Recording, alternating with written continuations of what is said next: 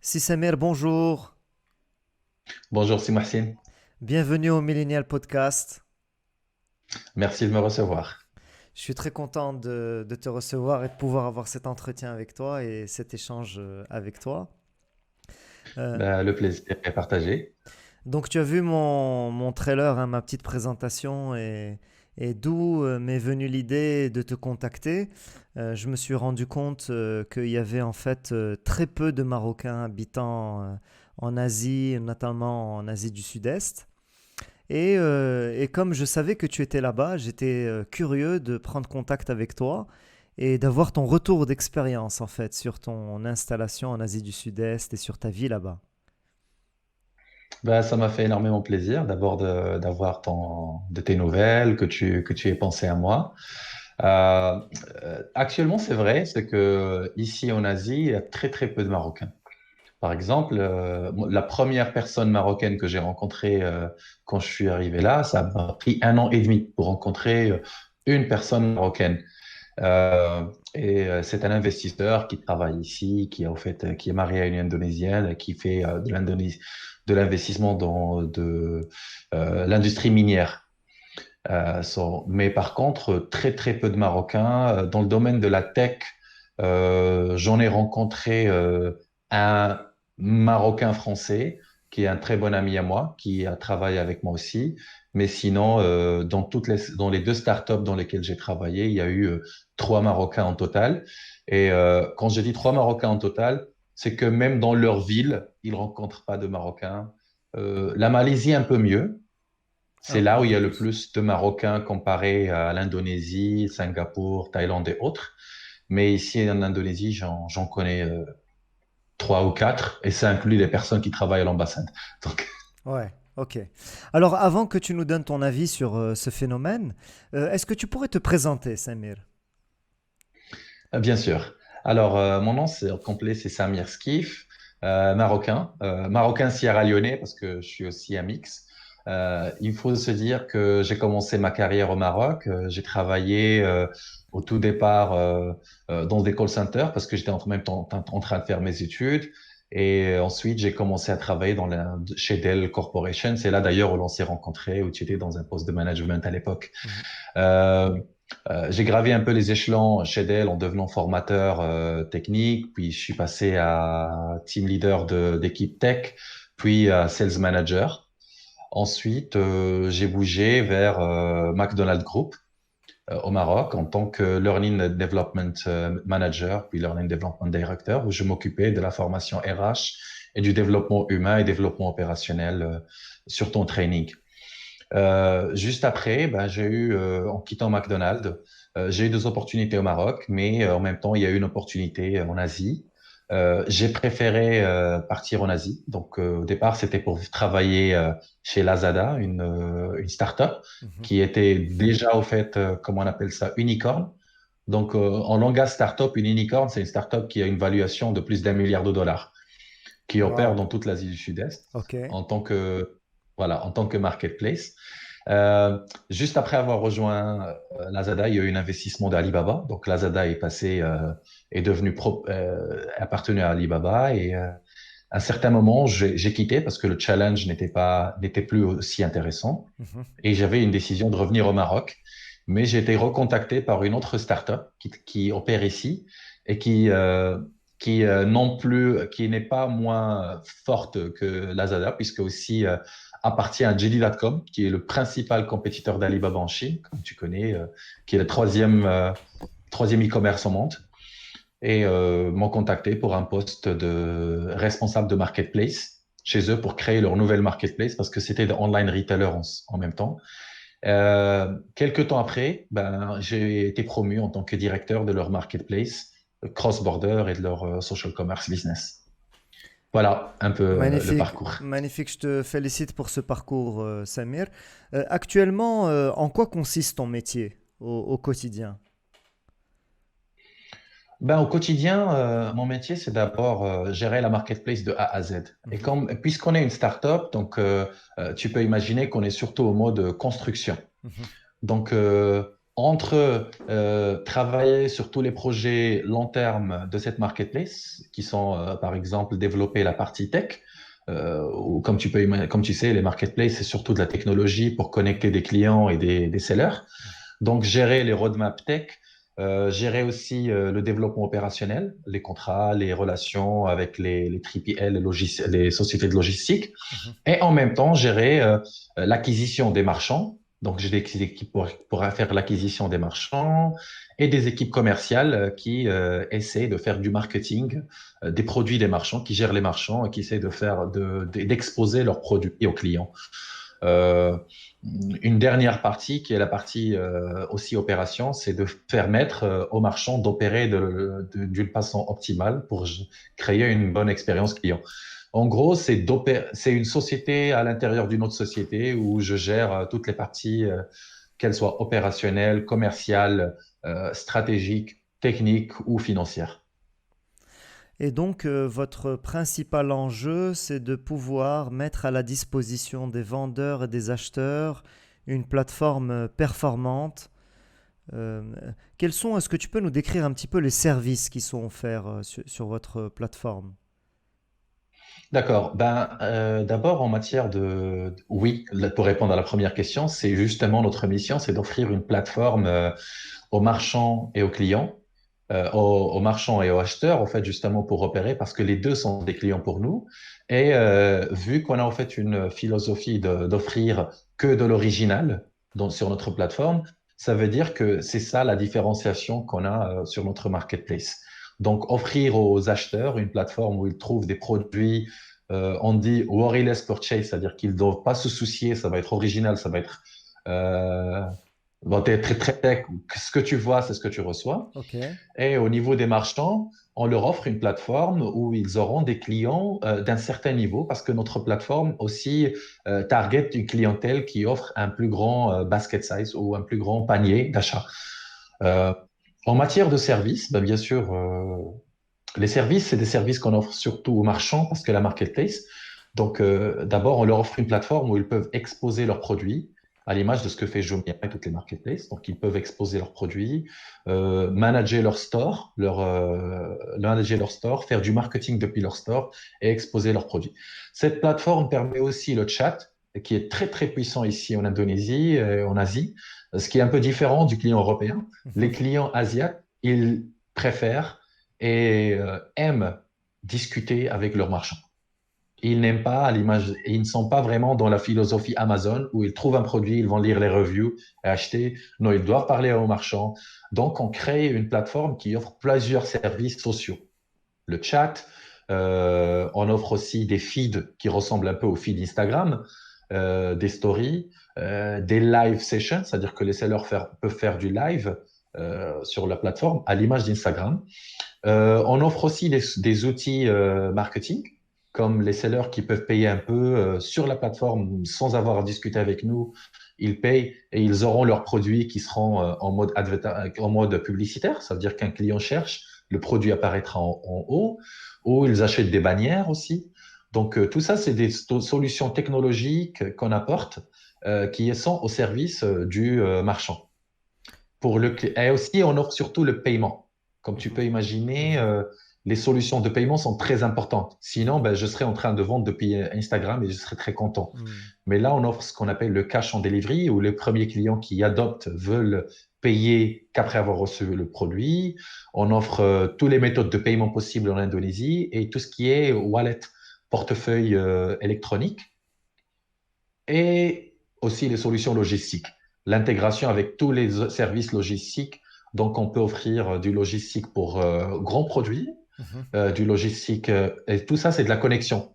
C'est-à-dire qu'on fait qu'intégrer tous ces services, ils ne nous appartiennent pas. On les intègre sur la plateforme. Ok. Donc, Donc en gros, ce sont des tiers qui réalisent ces exactement, prestations et vous, vous faites le exactement, merge et vous mettez les gens en relation. exactement, Et vous garantissez par et- contre, vous garantissez la fiabilité des fournisseurs et la fiabilité des vendeurs. exactement, Ok, ok, exactement. ok. Si on veut définir une marketplace, une plateforme, la nôtre, pour le moment, on a, je dirais, 5 parties. c'est l'acheteur, le vendeur, les 3PL ou ce qu'on appelle les 3PL, c'est les services de logistique, Mhm. les banques les banques et services de paiement et les services de warehousing ou les services en fait warehousing, désolé c'est en français, le stockage Ouais, ok. où l'on peut Les voilà. dépôts, les Donc dépôts. les dépôts, Mhm. ce qui veut dire, ouais, exactement. Et c'est très important pour les marchands parce que certains marchands, ils ont des petits, des petits dépôts et ils veulent étendre et acheter plus de produits. Mais parce que leur business grandit, mais ils ont pas peut-être suffisamment d'argent pour acheter un nouveau dépôt. Donc, on leur dit, ben voilà, on a des services de dépôt que vous pouvez utiliser. Donc, en gros, les gens pensent marketplace, ils se disent acheteur, vendeur. Mais en réalité, c'est tous ces acteurs Mhm. qui opèrent et qui devient un petit écosystème à lui-même, en lui-même. Et on ramène d'autres services dans le futur, comme les services de graphic designer, c'est-à-dire que tu veux, parce que les gens, ils achètent de la photo, ils achètent du content. Mhm. Donc, les content, des gens qui créent du contenu. On va rajouter aussi des services bancaires, comme du crédit et autres, le multi-financing, parce que c'est ce qui permet à animer et dynamiser au fait une économie, des services légaux pour que les gens en fait peuvent déclarer de nouveaux produits et autres, des services d'importation pour les gens qui veulent importer des produits. Donc en gros, une marketplace, c'est tout ça. C'est-à-dire, en finalité, tu te dis, ben, j'ai des gens qui vendent, des gens qui achètent, de quoi ont-ils besoin?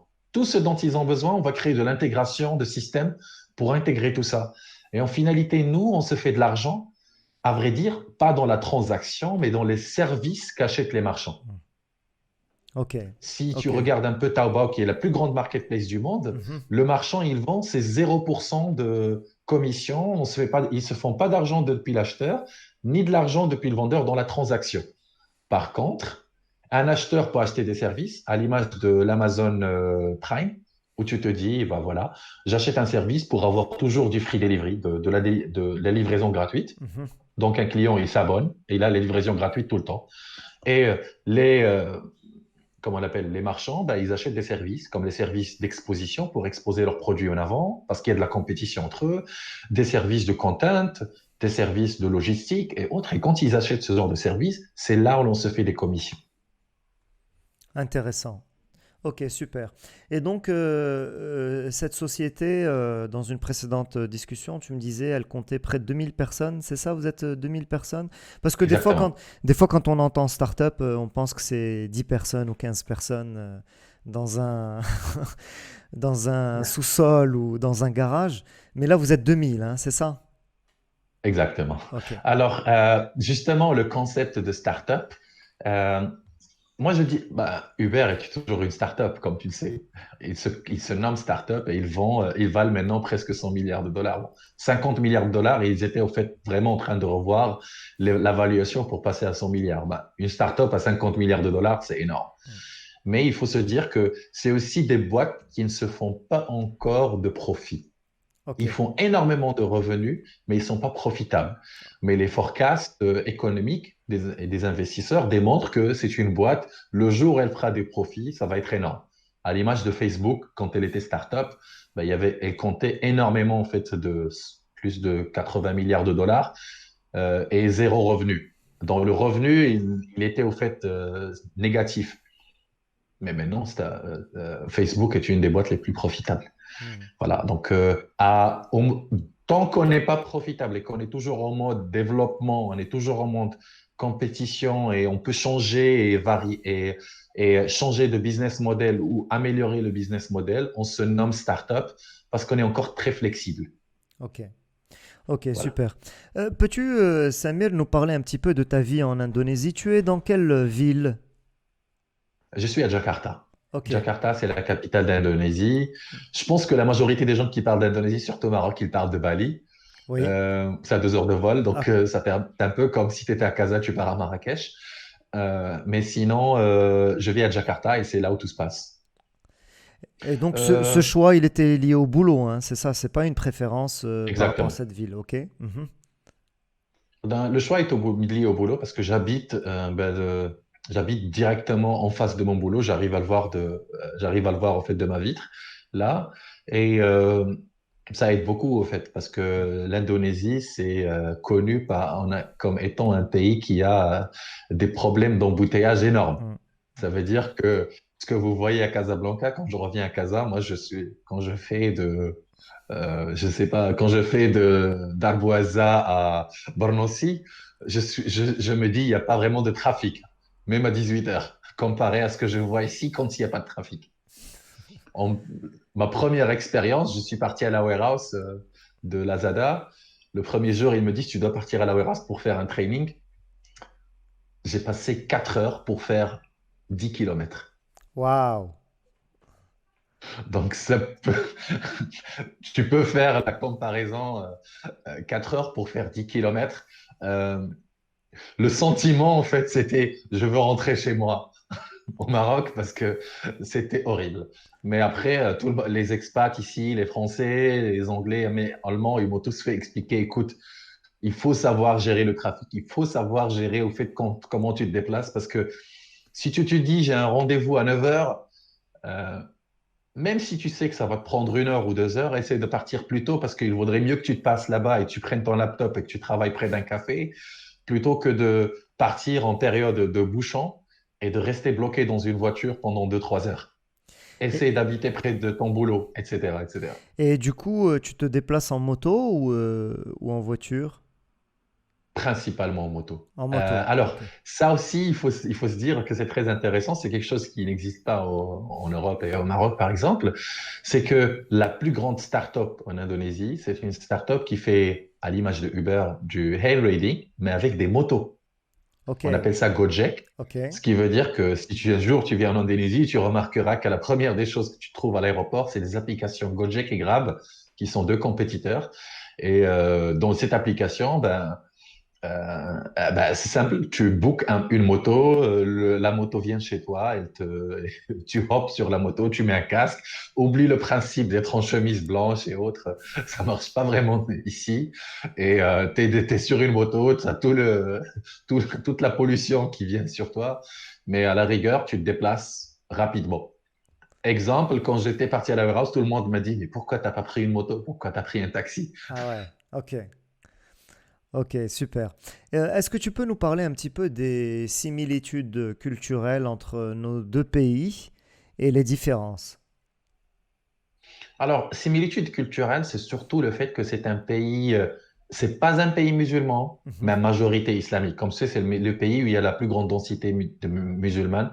Donc, tu trouves des mosquées partout. mhm. C'est des gens qui parlent beaucoup avec Alhamdulillah, etc. Quand ils parlent, tu trouves quelques mots arabes qui sont indonésianisés, que tu vas être surpris. Euh, mais même dans la culture islamique ou dans la religion islamique, il y a beaucoup de différences, hein. Mhm. Par exemple, chez nous, la plus grande fête, c'est Eid al-Adha. Pour eux, c'est Eid al-Fitr. Eid al-Fitr, ils prennent 2 semaines quasiment de vacances, certaines personnes. Ils disparaissent. C'est le seul moment où tu te déplaces à Jakarta, mais 8 kilomètres, je l'ai fait en 5 minutes en voiture parce qu'il n'y a plus personne. Tout le monde part en dehors de la ville. En matière toujours de similitude, c'est très communautaire. La famille, le principe de famille est très présent ici. Les gens, en fait, ils parlent, les gens, en fait, toujours soutiennent leurs parents. C'est pas vraiment occidental, c'est pas un peu ce que tu vois en Occident, mais c'est vraiment comme ça. Par contre, la différence, c'est que c'est un pays qui n'est à majorité musulmane, qui n'est pas islamique. Donc, tu trouves les différentes cultures chinoises. La culture chinoise est très présente aussi ici parce que tu as une majorité chrétienne qui sont indonésiens chinois Mhm. qui ont immigré avant et c'est eux au fait qui sont les plus grands investisseurs, les plus grands commerçants dans le pays. Euh, Aussi une grande différence, c'est le fait que ça impacte la personnalité, l'historique, comment dire, colonial, parce qu'ils ont été colonisés par les Dutch, et nous, on avait le protectorat, mais pas une colonisation pure, Mhm. comme tu le sais. Donc, chez eux, il y a toujours en fait cette intimidation par l'expat. ou intimidation même par le commerçant chinois. Ça veut dire que les personnes n'ont pas une tendance à beaucoup s'exprimer, dire ce qu'ils pensent. Ce qui est vraiment difficile, en fait, quand on manage des équipes, quand tu as des équipes qui ont beaucoup de non-dits autour de toi. Ce qui veut dire que moi, quand j'ai commencé à manager des équipes, je suis vu comme la personne extravagante qui Mhm. parle, qui exprime tout ce qui, quand je suis pas d'accord, je dis je suis pas d'accord. Pour eux, ils disent jamais je ne suis pas d'accord. C'est choquant quand quelqu'un leur dit je suis pas d'accord ou que c'est faux ce que vous faites. Et j'ai dû faire beaucoup d'efforts pour apprendre à gérer cette partie et cette susceptibilité culturelle, ce gap culturel, en fait, que j'ai dû gérer. Qu'est-ce qui a été le plus challengeant dans ce gap culturel, justement, pour toi? Quel ajustement le plus difficile, peut-être, tu as dû faire pour pouvoir t'adapter et bosser? Alors, la partie la plus difficile, c'est que je pense que c'est aussi du fait que j'ai travaillé dans des multinationales, surtout Dell à l'époque, on est rapide. C'est Mhm, très rapide. mhm, Et on travaille dans un milieu startup où l'on veut être très rapide aussi. Parce que c'est ça l'adrénaline de la startup. Et quand on veut être rapide, on est très peu dans caresser dans le sens des cheveux. mhm, Par nature, mhm. de plus vite on veut partir, le moins on est vraiment dans le management des sentiments. Mais en Indonésie, il faut manager les sentiments et en même temps être rapide. Donc, c'est une balance très difficile, délicate, parce que ceux qui font vraiment le travail, comme on le sait, c'est pas les managers, mais c'est les gens qui sont en dessous. Et ces gens qui sont en dessous, ben, ils ont ces susceptibilités. Nous, on doit s'adapter à cette partie. Et c'est là où de beaucoup d'intelligence émotionnelle, euh, où moi, je réduis en fait mes attentes qualitatives tout en sachant gérer le critique, ce qui est très important, Mhm, où je dois être hands-on, mhm, ou les choses que je peux toujours laisser aller, et en même temps, je laisserai des locaux manager cette partie à leur manière. mhm, Il faut aussi, ce que j'ai su gérer aussi, c'est avoir de bons lieutenants mhm, locaux. mhm. C'est-à-dire que ça passe toujours mieux quand un local dit à un autre local, Hey, c'est complètement fond ce que tu fais, comparé à ce que quand un expat le dit. Ok, Quand un expat le dit, ça passe aux colonistes. ok. Par contre, quand un local le dit, c'est plus oui, alors c'est une personne comme moi et autres. Surtout que c'est un pays qui, dans la culture, ils voient leur boss comme étant un père. Ils t'appellent Bapa. Bapa, ça veut dire papa, mon père. C'est-à-dire que c'est comme ça qu'ils appellent monsieur, quelqu'un de plus senior, et une personne de plus senior en tant que même la patronne, Ibu, qui est maman. C'est-à-dire, j'appelle mon père, je lui dis papa, j'appelle ma mère, je lui dis Ibu, et j'appelle mon patron, je lui dis papa, et j'appelle ma mère, je lui dis Ibu. Ça veut dire qu'ils cherchent beaucoup ce côté fraternel, paternel dans la relation emploi, et il fallait vraiment que je m'adapte à ça. Ok, super. Et par rapport à la Malaisie, il y a des similitudes, des différences. Que- Est-ce que tu peux nous parler Alors, un benchmark des deux expériences? d'accord. Alors, la Malaisie, j'y suis pas resté longtemps, mais je voyage beaucoup en Malaisie parce que j'ai beaucoup d'amis là-bas. Alors, la Malaisie, c'est beaucoup plus opérationnel qu'en Inde. Quand je dis opérationnel, c'est-à-dire il y a moins de sentiments à gérer quand on rencontre les gens en Malaisie. Alors, c'est un pays à 100%, c'est un pays musulman, mais il y a une plus grande présence chinoise et culturelle chinoise parce que les Indonésiens ont choisi de euh, bloquer la culture chinoise, mais les Malaisiens n'ont jamais bloqué la culture chinoise. Ensuite, en Malaisie, il y a aussi les Indiens. Donc, il y a eu beaucoup d'immigrants indiens, chinois et les Malais qui sont en fait les originaux. Maintenant, en fait, tu as ces trois cultures qui clashent, qui essaient de co-vivre au milieu en Malaisie. Donc, ça, c'est quelque chose aussi qu'il faut savoir gérer. Euh, mais en Malaisie, ce qui est un peu différent, c'est que même si c'est un pays musulman, on ressent que c'est plus léger, l'influence islamique, plus légère, moins impactante qu'en Indonésie. En Indonésie, tu ressens que les gens, ils sont très, très, très croyants et autres. Et ça se voit même autour du boulot. C'est rare en Malaisie où je parle, où j'entends Alhamdulillah quand je travaille avec eux, mais je l'entends quasiment 4, 5, 6 fois par jour en Indonésie. Ça, c'est juste un simple exemple. En Malaisie aussi, la culture chinoise est très acceptée au boulot, au travail. Très peu accepté. En Indonésie, les gens, ils montrent que c'est accepté, mais c'est pas accepté à la langue. On le remarque qu'il y a toujours des petits clashs culturels entre eux, surtout au travail. Donc, euh, l'Indonésie aussi, même quand je dirais, et que le gouvernement aussi, il gère le pays d'une façon différente. C'est-à-dire qu'il y a une certaine protection du marché. C'est pour ça qu'il n'y a pas beaucoup d'expats. Protection de marché contre les expats et les investissements étrangers et autres. Par contre, en Malaisie, comme on le sait, il y a très, très, très, énormément d'investissements étrangers en Malaisie. Donc, on trouve une population expat très diversifiée. Donc, c'est d'ailleurs pourquoi j'ai beaucoup d'amis en Malaisie, où je voyage, je rencontre beaucoup d'amis. Et la personne marocaine qui m'a introduit à Lazada, d'ailleurs, elle vivait en Malaisie, maintenant en Singapour. Donc, elle n'a jamais vécu en Indonésie. Ok. Alors, ça nous ramène à notre discussion d'introduction, en introduction. Selon toi, qu'est-ce qui fait qu'il y a si peu de Marocains en Asie du Sud-Est? Pourtant, tu me disais la dernière fois, il y a beaucoup d'opportunités. Tu me disais, l'Indonésie, c'est un marché de 250 millions d'habitants.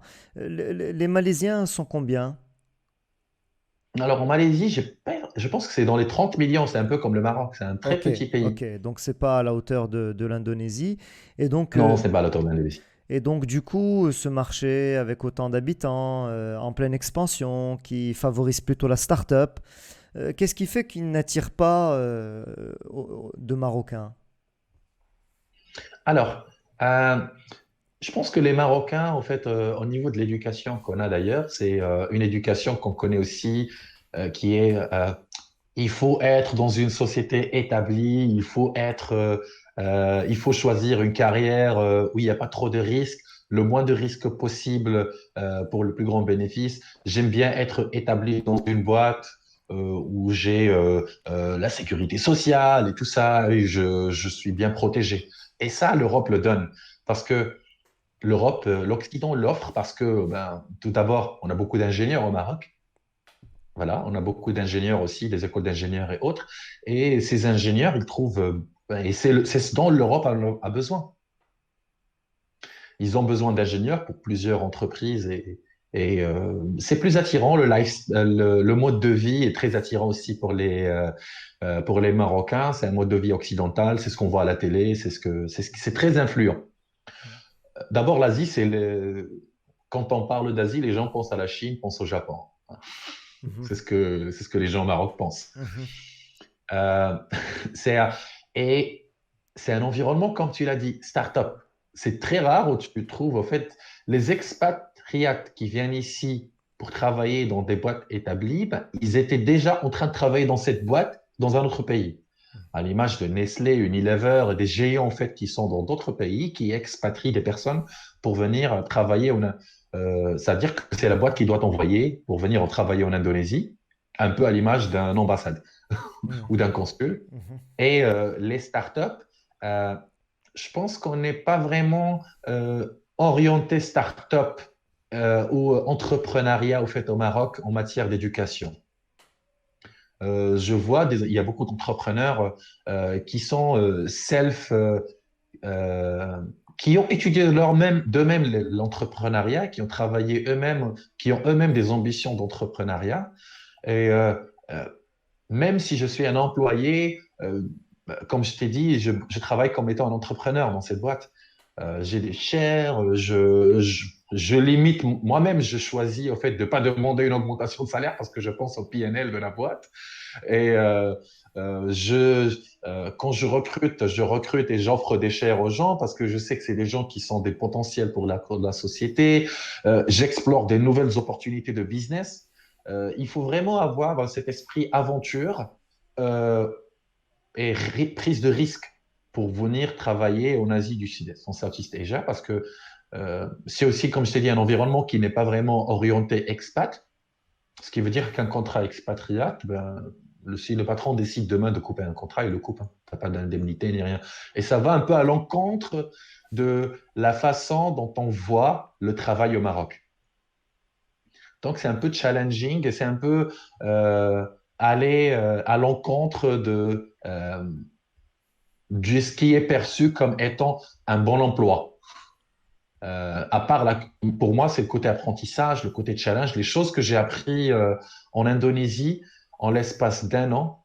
Je pense que toute ma carrière au préalable représente 25% de ce que j'ai appris en un an en Indonésie.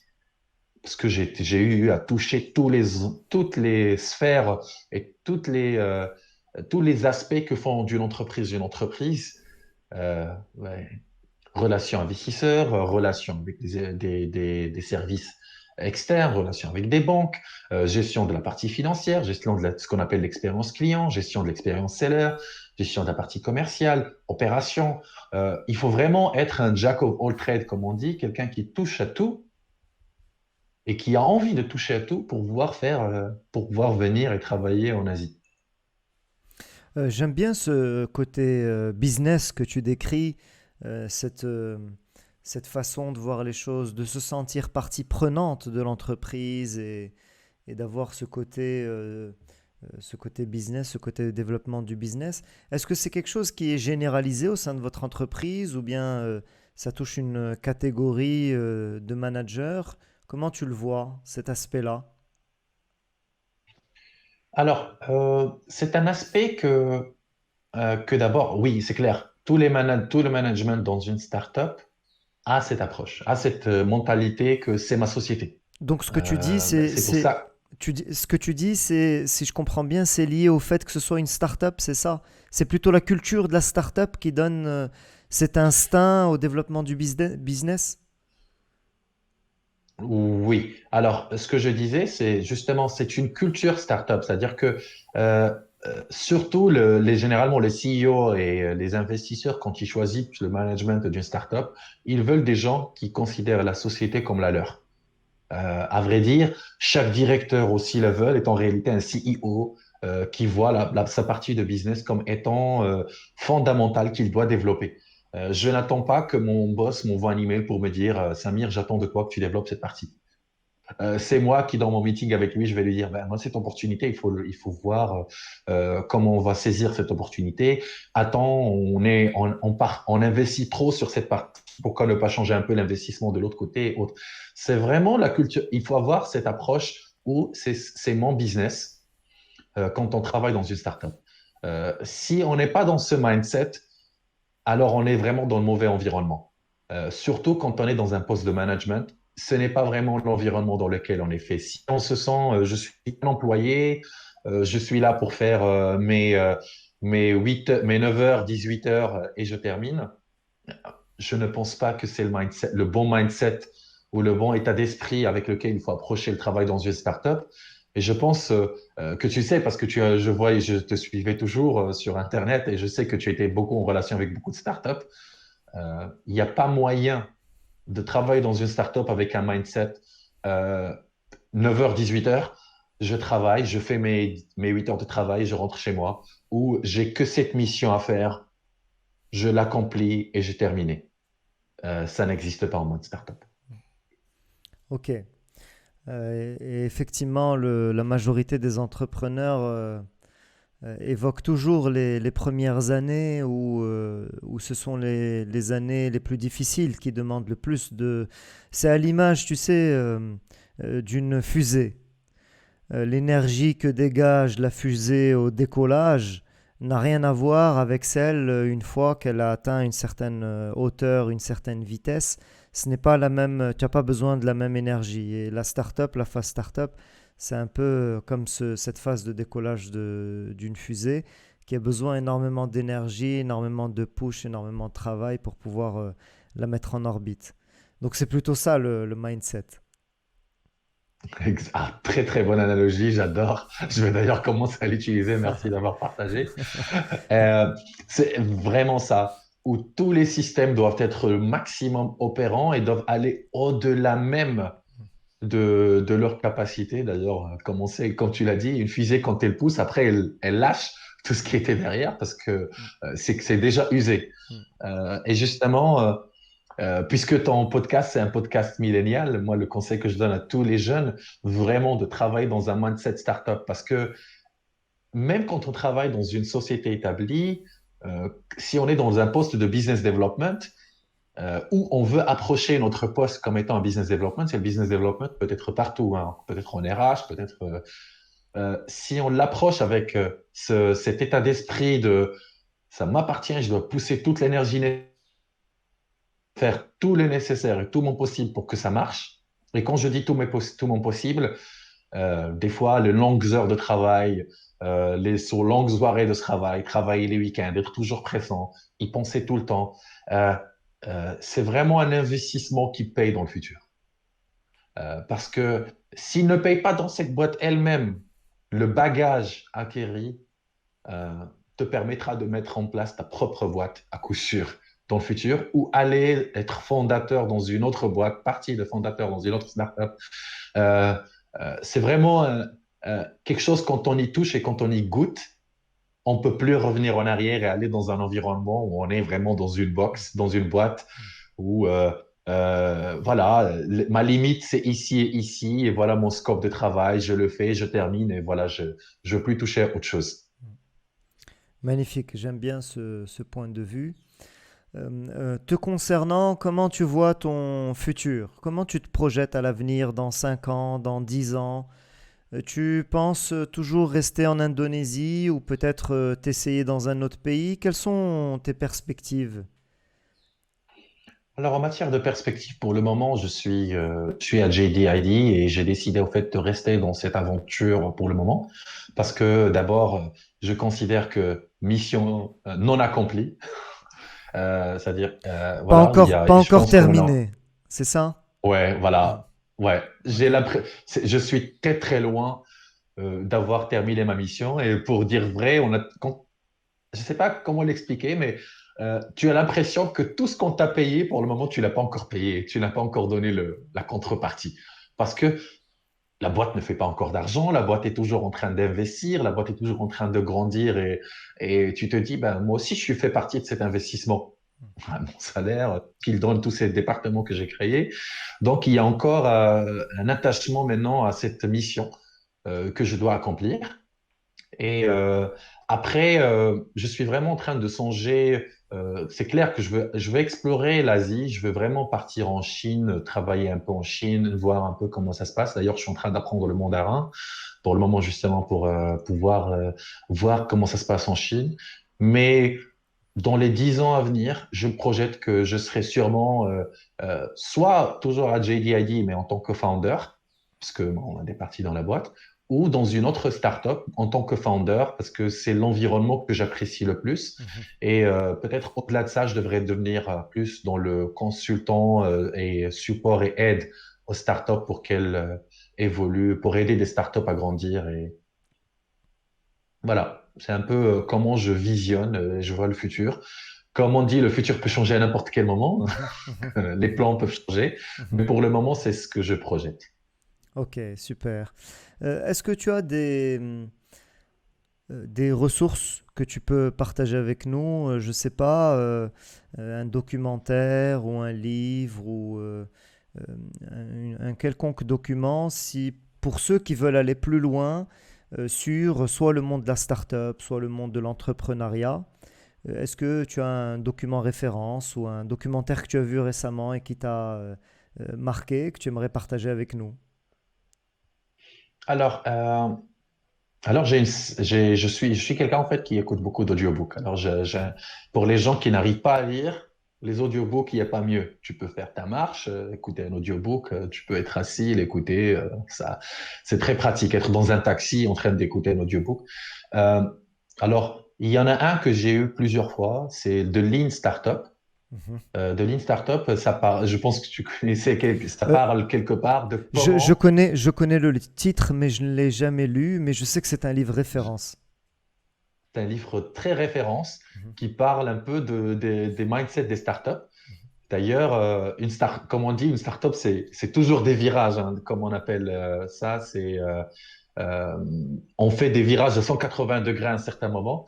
D'ailleurs, pour tous ceux qui connaissent pas l'histoire de YouTube, YouTube, c'était une boîte qui a commencé comme un site de rencontres et de vidéo dating. Et ils se sont après aperçus que ben, ces gens-là, ben, ils sont là pas là pour le dating, mais pour voir les vidéos des autres. Et c'est là où ils se sont dit, ben, on va mettre du content. Pareil, si on regarde l'histoire d'Instagram et autres. Et le Lean Startup, justement, explique ce processus où on crée un produit, où on crée ce qu'on appelle MVP, un Minimum Valuable Product, Mhm. très petit, juste pour tester, voir ce que les gens aiment et veulent. Et c'est là où on se dit, bah maintenant je sais ce qu'ils veulent, j'investis. Parce que généralement, quand on fait des questionnaires clients, je pense que ça tu le connais très bien, Mhm. on dit aux gens, de quoi as-tu besoin? Ben, les gens, ils répondent de leur Mhm. référentiel. Si les gens de TikTok, par exemple, qui maintenant fait boom, ont fait un questionnaire aux gens et leur dit, c'est quoi votre référentiel? Tout le monde aurait parlé d'un nouveau Instagram. Mais par contre, BitDance, la société mère, elle a fait beaucoup de tests, elle a dit des vidéos et autres. Et finalement, c'est en testant qu'on découvre que les gens, ben, ils avaient un besoin qu'ils ne connaissent pas ou ils sont prêts à adopter quelque chose de nouveau. Et les Lean Startup, c'est justement pour ça. Donc, pour tous ceux qui cherchent à faire, à créer leur startup ou justement à développer de nouveaux produits, et ça marche partout, hein, même sans avoir de la tech. Ça parle beaucoup de tech Mhm. et technologie sur de Lean Startup, mais c'est pas que technologie, hein. On peut même essayer sur, je l'utilise partout maintenant. Même quand je veux vendre des produits grosseries sur la plateforme, je dis les gars, allez, on va faire un petit MVP. Et j'ai fait en sorte que toute mon équipe le lise. Comme ça, on a une même référence en matière de lecture. C'est de Lean Startup. Euh, Second livre, je dirais, c'est de, comment on appelle ça? Le dilemme de l'innovateur, The Innovator Dilemma. Mhm. C'est désolé parce que je lis beaucoup en anglais. Ouais. Et ça aussi, ça parle de quand on est dans un business qui marche, mais en même temps, tu as une nouvelle technologie qui arrive, Mhm. qui va bouleverser ton business. Comment faire pour la saisir? Parce que tes investisseurs, tes patrons, tout le monde, bah, leur objectif, c'est que ton business, il grandit. Ils veulent que tu donnes plus de productivité, moins de coûts. Et la nouvelle technologie qui arrive, c'est tout à l'inverse. C'est un petit marché qui va peut-être grandir dans le futur. C'est beaucoup de coûts, très peu de marge, alors que toi, tu dois faire de la marge et autres. Alors, comment saisir cette petite technologie qui arrive, qui va complètement bouleverser ton marché, tout en pouvoir répondre aux besoins des investisseurs et autres. Si on regarde un peu dans les 10 ans avant, le top 10, le top 10 des plus grandes boîtes du monde, il a complètement changé maintenant, en Mhm. une décennie. Mhm. Et c'est justement, ce livre, il parle de ce phénomène, et c'est un phénomène qui crée justement une start-up à l'intérieur d'une société aussi. Donc, moi, je conseille ces deux livres, très, très intéressants, très bon départ. Et après, ben, quand on commence à écouter ce genre de livres, on a envie de voir d'autres et ça viendra petit à petit. Magnifique, magnifique. J'aime beaucoup ces deux références que tu as citées. D'ailleurs, moi, ça m'a donné envie de les lire. Concernant le deuxième, on sait qu'il y a eu des entreprises qui n'ont pas su prendre le bon virage et qui ont péri, qui n'existent plus aujourd'hui. Et donc, effectivement, c'est comment avoir cette capacité, même quand on est gros, même quand on est une grande entreprise, à pouvoir se renouveler, à pouvoir rester en contact avec les évolutions du marché, l'évolution de la planète, etc. Exactement, exactement. Et c'est un très, très grand challenge pour les boîtes parce que toute la structure est mise en place pour être opérationnelle et efficace le plus possible. Mm. Euh, et tu es en train de leur dire à tous les managements et ben, vous savez quoi, on va partir sur quelque chose qui est le moins efficace possible. Mm. Donc, c'est un très grand challenge et un très grand changement de mindset dans une boîte, mais très, très, très important. D'ailleurs, maintenant, on est en train de le vivre, même dans une startup qui est comme la nôtre. On voit le social commerce qui grandit et qui devient imposant et qu'on commence à se dire, ben, il faut trouver un moyen de saisir le social commerce sans pour autant perdre l'aspect plateforme. Mm. Magnifique. J'ai été ravi de te recevoir dans ce podcast, Sissamir. Merci beaucoup pour ce temps consacré. Je te souhaite une très bonne continuation dans ton métier et dans ta carrière de façon générale. Est-ce que tu as un dernier mot à dire, peut-être? Ben, d'abord, merci beaucoup, merci, mille merci de m'avoir permis de partager ce que je vis ici en Indonésie et j'espère que ça va inspirer nos jeunes pour qu'ils deviennent plus entrepreneurs et qu'ils même créent eux-mêmes leur propre start-up au Maroc et qu'on voit même une unicorne peut-être au Maroc Mhm, mhm. faite et gérée par un Marocain. Euh, ben voilà, c'est vraiment ce que j'espère et j'admire vraiment ce que tu fais. J'espère que ça va euh, devenir plus grand et qu'il y aura plus de personnes qui suivent ces podcasts. Merci beaucoup aussi, Samir. Le plaisir était pour moi.